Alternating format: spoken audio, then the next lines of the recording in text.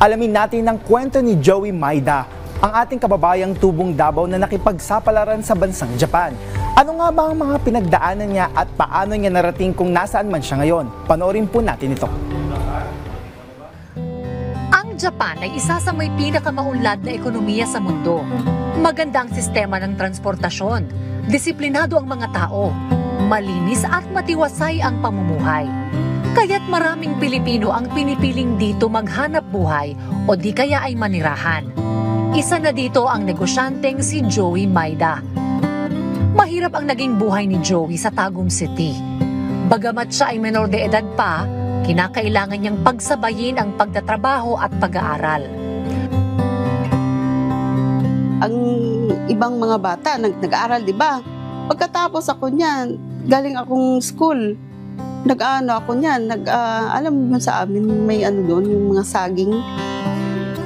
Di ba may plantation doon? Yung yung mga reject doon, inaano namin yan, hinahakot namin, kahit mabigat yan. Pagkatapos sa elementarya, ay namasukan bilang kasambahay si Joey para din matulungan ang kanyang mga nakababatang kapatid. Kumbaga ako talaga yung nanay-tatay sa pamilya namin.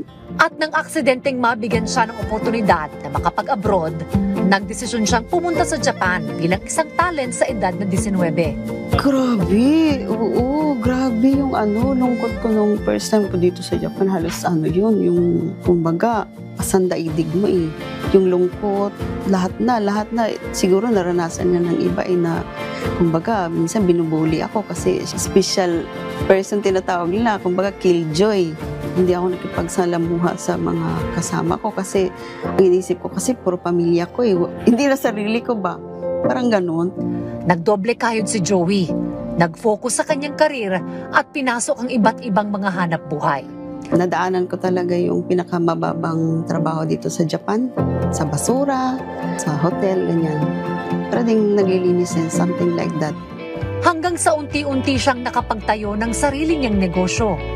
Din yung naisipan kong business is yung, siyempre, dati akong entertainer, din yun, gumawa ko ng sarili kong business na kasama ko rin partner ko.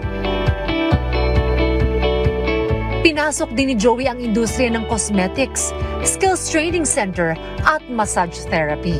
Yung goals ko kasi, pag hindi kasi ako satisfied sa ginagawa ko, another learning na naman siya. Hindi natatapos.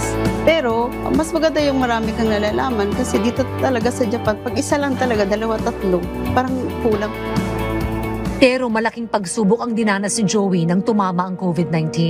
Yung COVID talaga, grabing nawala sa akin. Halos talagang yung lahat ng business. Sobra, down talaga ako noong time na yun. Naging hamon din sa kanya ang inggit mula mismo sa kapwa niya Pilipino sa Japan. Mahirap mag-judge sa tao na, halimbawa, para sa akin, ngayon umangat ka ako ngayon, hindi nila alam yung pinagdaanan ko. Di ba, yung story ko, bakit ako naging ganito? Pero hindi siya sumuko. Dahil sa kanyang kabutihan at sa tulong ng kanyang mga kaibigang Hapon, nakabangon si Joey. Nung COVID na ako nanghingi na talaga sana, hindi naman nila naranasan na ako sa kanila, yung tulungan nyo ako, ganun. Doon ko na sabi, tulungan nyo naman ako. Yun, tinulungan nila ako. Oo, pati sa bangko, ganyan. Yun, nakabangon ako, dandahan. Oo. Kaya, masarap talaga din parang may kumbaga kindness sa puso mo. Kasi ang Panginoon naman sa puso mo yun eh. Sa kanyang muling pagbangon, alay niyang lahat ng tagumpay sa kanyang pamilya. Lahat ng ngayon na tagumpay ko, alay ko talaga sa kanila.